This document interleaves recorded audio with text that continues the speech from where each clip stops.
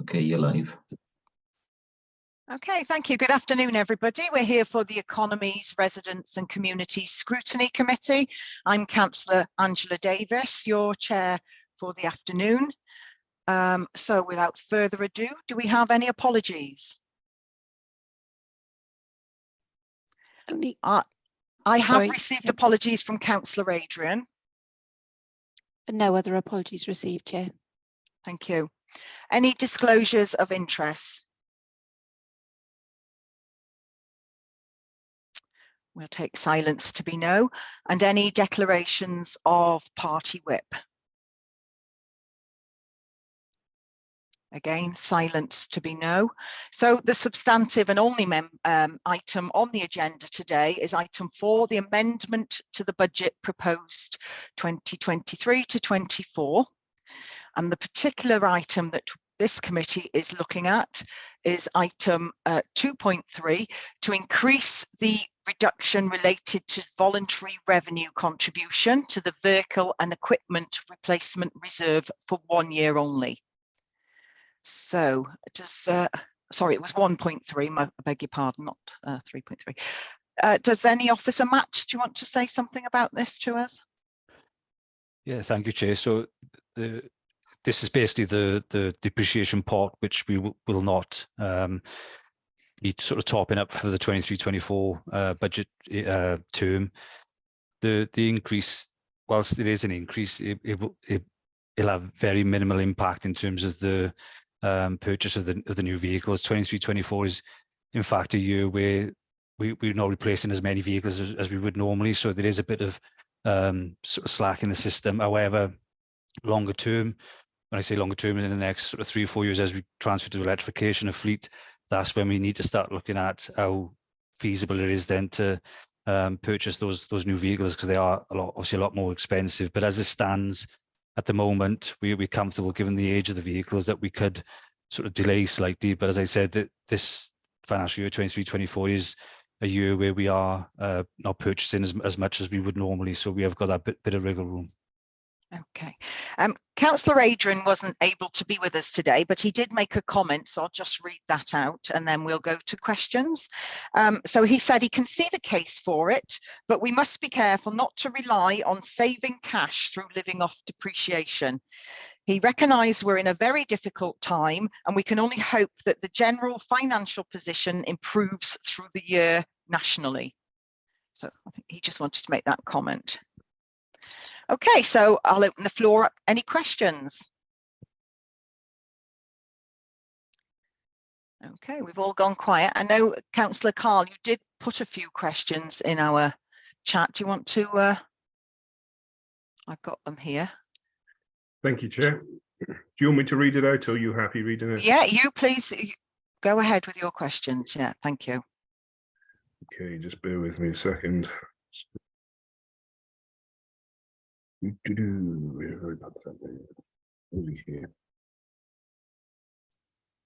Right, okay, the proposal does worry me somewhat. However, I do take some comfort in knowing that the majority of the fleet is fairly new. The next generation of vehicles that Powys County Council are likely to purchase are likely to be fully electric or hybrid, which are still holding a high purchase price. Delaying the replacement of these vehicles may allow a slight reduction in cost of purchasing these vehicles, as we see more authorities and large companies take up on switching over to electric or hybrid, which should help bring down the purchase costs on these slightly. The interval for maintenance of the fleet should take place a lot more frequently than would normally happen to ensure that we have longevity of the fleet, as proposed in the document. Although on balance, I am reluctantly in favour of the proposal, I do want the following questions answered. Number 1, on average, what is the current number of service periods in a year for vehicles in the fleet? For vehicles, Councillor Cal, should we do one question at a time and allow officers to answer them? That might be. Yeah, sure. Would that be all right? Yeah, so I was don't know getting to the first question. There was a bit of preamble, that was, Chair, but. Okay. Back with you then, Carl. Okay, thanks. Number 1, on average, what is the current number of service periods in a year for a vehicle in the fleet below 7.5 tons? And what will the number of services increase to ensure the longevity of the fleet? Put that to Matt, I suppose. Yeah, thank you, Councillor Carl. Thank you, Chair. It's at the moment under 7.5 tons. Vehicles under 3.5 tons are scheduled into the workshop on a 26-weekly cycle, and then obviously the vehicles that are larger than 3.5 tons are done more frequently. Then, but picking up on Councillor Carl's point, we are comfortable because of the age of the vehicles that we can service in that time. However, I have spoke to John Forsey just to make sure, particularly the larger fleet, like your refuse and your recycling fleet, along with the gritters, to making sure that they are working properly, so that we don't have any sort of breakdowns. So we are mindful of that, and if pressure is on, we can use external providers as well to assist in terms of servicing if need be. So we're gearing all that up ready just in case, but we are comfortable, given the age of the fleet, that we can continue with those cycles. Okay, thanks. Same sort of question, but vehicles over 7.5 ton. I know those vehicles in general have shorter service intervals. Could you give us some idea on what we expect there on vehicles over 7.5 tons? So vehicles over 7.5 ton are currently 6 weekly. So we'll pick up any sort of defects during that time. So we're comfortable again. 6 weekly would give us the enough time then to identify any problems. Obviously, any issues that are identified by the driver again would be flagged up. But I think it's more important that we've got the resilience in the workshops, and if need be, to use external providers then to assist with repairing, because what we don't want is them in the workshops for days or weeks on end. Yeah, well, that leads me on to my final question. With the proposal of increasing the number of maintenance service periods, is the officer and portfolio holder confident that there'll be enough spare capacity in the fleet in each weight category so that we do not see disruption to services that Powys County Council provides when these vehicles are in the workshop stroke garage for their maintenance services? So with that in mind, I'll need assurances that no disruption will take place to gritting. I know that Councillor Brian Davis in his responses has said a number of our vehicles are rented, but we do have, especially in my ward, salt piles which go out on 7.5 ton lorries. So I'd like assurances that no disruption to gritting, residual waste collections, curbside collections, and communal bin recycling. Cardboard bins won't be sort of left to overflow, and the excuse given that we don't have the capacity in the fleet anymore because we're servicing vehicles more often, and of course drain jetters as well. Can I have the assurances that we won't see any disruption to those services, please, Matt? In terms of the fleet, we're confident. I spoke with the team in waste and recycling. We have got some backup vehicles, so if it is an issue, there'll be more of an issue if there was sort of sickness or staffing issues rather than the actual fleet side of things. So we would, but we have got contingencies to ensure that if we are, for whatever reason, if a vehicle is down, then we can pull on spares. But I think the key is to make sure that we have got external providers that can assist with the servicing. So I think as long as we plan and we're more proactive than reactive, then it should be fine. Okay, great. Thank you. Okay, thank you, Councillor Carl. Councillor Arwell, your hand went up then. Yeah, no, thank you. No, it was regarding the 6 weekly check on the HGV. So Councillor Carl's question covered it really. So yeah, thank you for that. Satisfied with the answer? Yeah. No, that's fine. Yeah, thank you. And Councillor Bryan, you put a couple of comments forward. Do you feel your questions have been answered? Yes, I'm quite happy with them being answered. Thanks very much. So back to the floor. Any other questions or comments? Or do you feel your comments have now been answered and your concerns? I think there's Councillor Jackie there, Chair. Sorry, Councillor Jackie. That's okay. I'm waiting patiently. I didn't know whether there were more questions coming forward. I just wanted to make sure that Councillor Carl's reassurance is echoed. We can't say that there's going to be no disruption, because there's always disruption, as Matt has said. Much of that we're experiencing it's usually due to staff sickness rather than lorry breakdowns, although we do have lorry breakdowns, and I feel assured that we can cover those. I think I'm also assured, because we did have a much higher figure than this, and we decided to reduce it so that we didn't put those high level of risks in place. But I think we've had conversations over the last 4 months now, I'd say, on this particular item, one way or another, between all of us, so that's officers and myself, and I feel assured we can cover this. And as you will see, it was actually originally 1 million, but we've now increased it to 1,191,000. Get my missing my mouth around that one. So I feel quite assured that we're doing this, and I'm also assured that we're using it for a good purpose as well. So we've kind of slightly swapped it around, but I don't think there is a high risk here. There's always a risk, but it's not a high risk. Thank you. Thank you, Councillor Jackie. Councillor Danny, hand up. Thank you, Chair. What age is the fleet that we're operating now, or what is the maximum time you keep it in the fleet before replacing it? On average, we tend to keep fleet for about 7 years, but we could extend it slightly. So generally we could, as I said in the previous meeting, we have sold vehicles onto other authorities as well who are using it. But yeah, it's 7 years generally. Yeah, thank you. So they're not like what you'd call overly used vehicles, are they? They're not running to the maximum as like a tramper or anything like that, are they? Yeah, they are in pretty good condition, and like I said, they service regularly as well, so they are looked after. Yeah. Okay. Thank you. Thank you, Danny. Councillor Arwell. Yeah, well, just going on from Danny's question, really, that 7-year figure.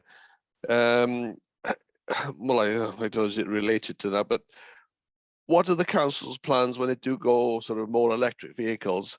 Are you still looking to keep them for 7 years? Because I got a friend who's had an electric car, sort of 5-year-old. He's looking to change now because the batteries are starting to go, not so efficient, and basically he's been offered pounds for it. Whereas 5 years ago it was probably £10,000 more than the standard vehicle. So I've got little concerns with reducing your sort of contribution to the depreciation pot. Are we going to be sort of bitten sort of down the line, really? Thank you.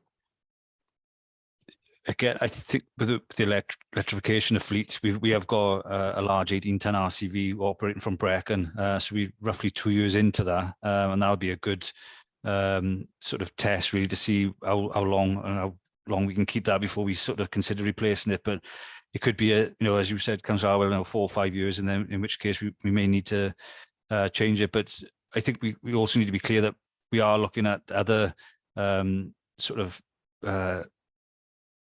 not electrification, but perhaps hydrogen, all these other different elements of fuel. Sorry, my phone just went in. So we do need to look at all these. At the moment, electric fleet is 100% more than what it is currently, but we do hope as demand increases, then that should hopefully drop. But yeah, it's something we need to consider, particularly for the larger fleet.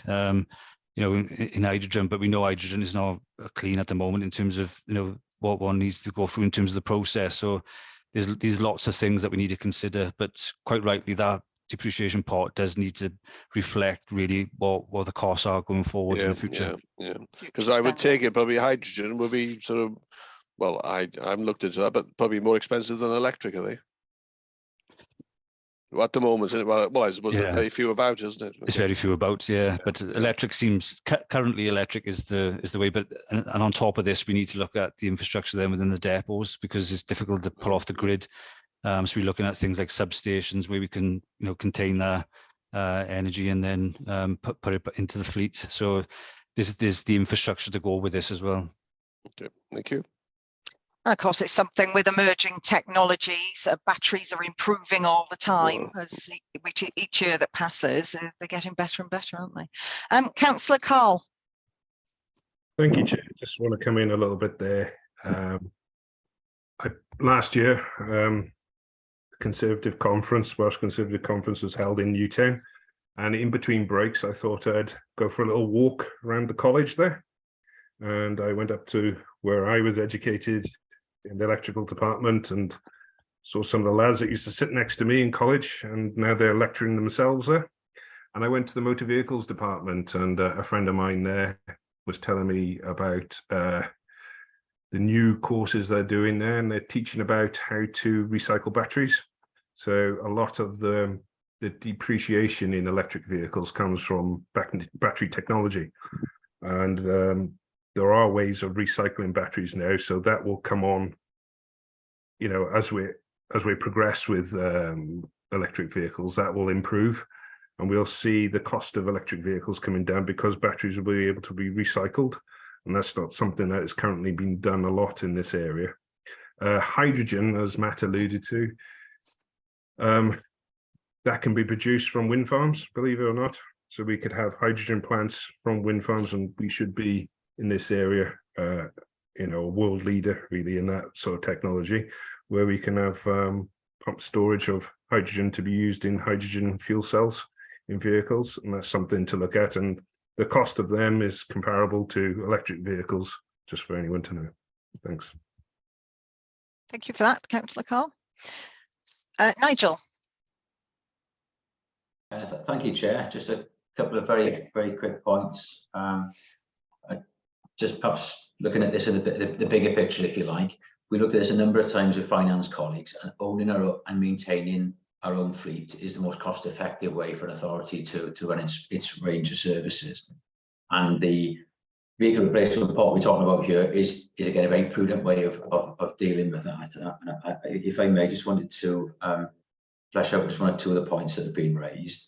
As Matt has, you know, we've got a detailed breakdown of the vehicles that were life expire this year, and as Matt has already said, we have sufficient funds in place because of the depreciation reserve that we've maintained over a number of years to replace all the vehicles that require replacing over the next financial year. So, you know, I just want to reassure the committee in that respect, Chair.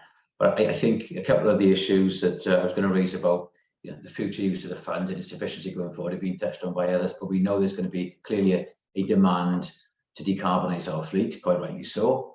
And we know there's going to be additional costs both in terms of different vehicle types and more expensive vehicle types, but also infrastructure as well.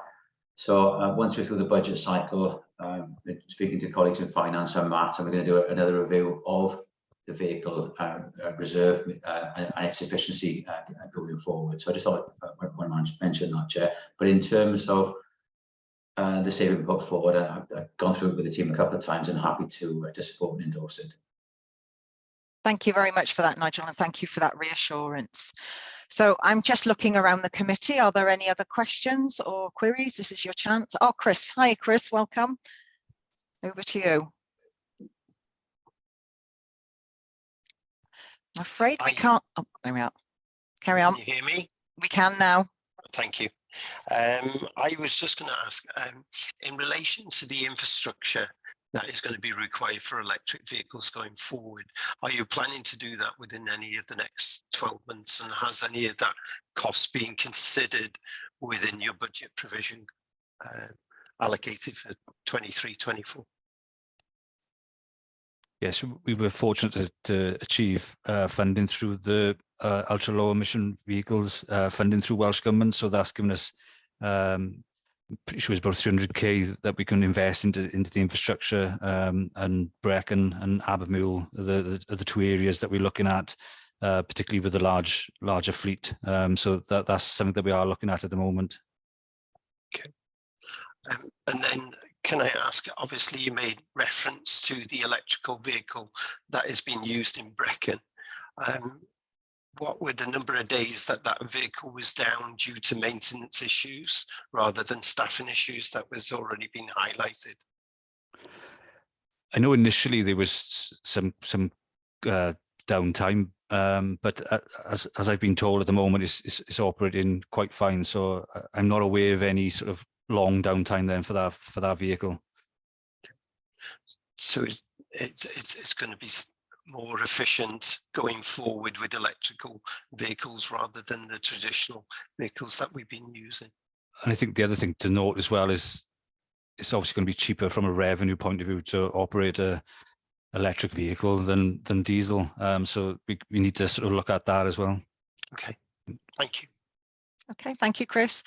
Danny. Thank you.